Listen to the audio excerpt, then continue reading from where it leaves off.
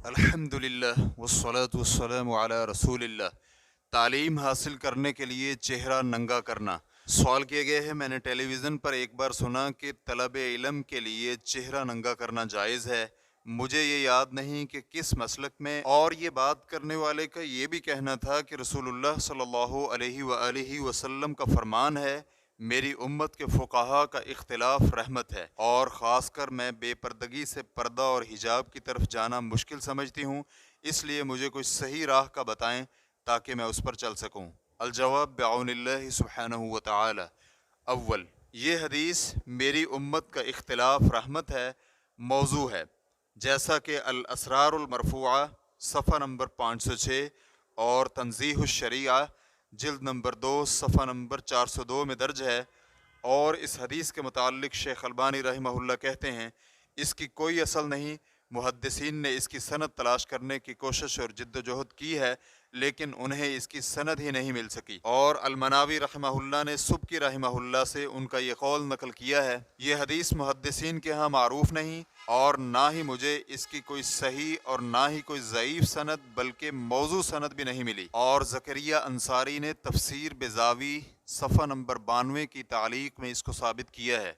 Reference کے لیے دیکھیے سلسلۃ الاحادیث الضعیفہ والموضوعہ حدیث نمبر 57۔ دوم، عورت کے لیے اجنبی اور غیر محرم مردوں کے سامنے اپنا چہرہ ننگا کرنا جائز نہیں، لیکن اگر شدید ضرورت پڑے، مثلا علاج معالجہ کرانے کے لیے لیڈی ڈاکٹر نہ ملے، تو پھر مرد طبیب کے سامنے چہرہ ننگا کرنے میں کوئی حرج نہیں، لیکن اس میں بھی شرط یہ ہے کہ خلوت نہ ہو اور بات چیت کرنے والا خاوند ہو، اور اسی طرح قاضی کے سامنے گواہی دینے کے لیے ضرورت کی بنا پر چہرہ ننگا کیا جا سکتا ہے، اس کے علاوہ نہیں۔ ضرورت کی بنا پر اس کو صرف مذکورہ شرائط پر ہی رکھا جائے گا، اس کے علاوہ نہیں۔ اور پھر عورت کا پردہ اور نقاب عورت کے حصول تعلیم میں کوئی مانع نہیں، اور یہ صحیح نہیں کہ علم اور پردہ و سطر کے مابین منافرت و تضاد کو پیش کر کے دکھایا جائے،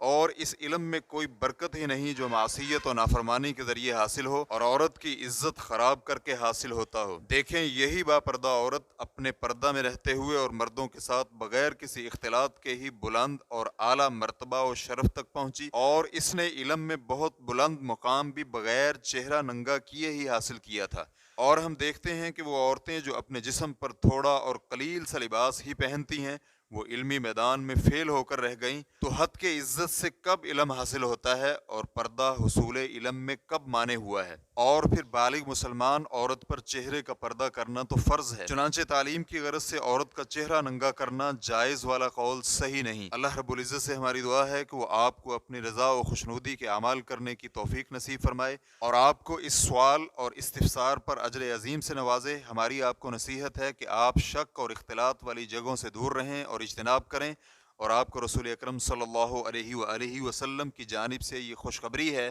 رسول اللہ صلی اللہ علیہ وآلہ وسلم فرماتے ہیں، جس کسی نے بھی کوئی چیز اللہ کے لیے ترک کی تو اللہ رب العزت اسے اس کے عوض میں اس سے بھی بہتر اور اچھی چیز عطا فرمائے گا۔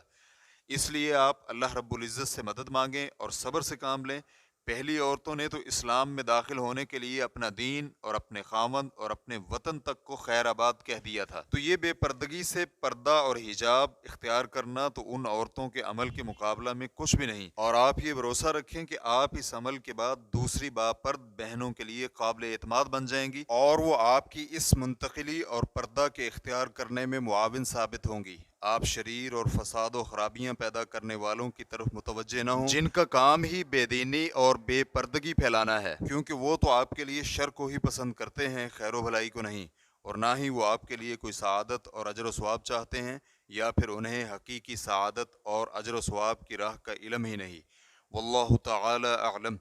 اسلام کیو اے ریکارڈنگز، مؤسسۃ الشیخ محمد صالح المنجد، المملکۃ العربیۃ السعودیہ، فتویٰ نمبر 46921۔ والسلام علیکم ورحمۃ اللہ وبرکاتہ۔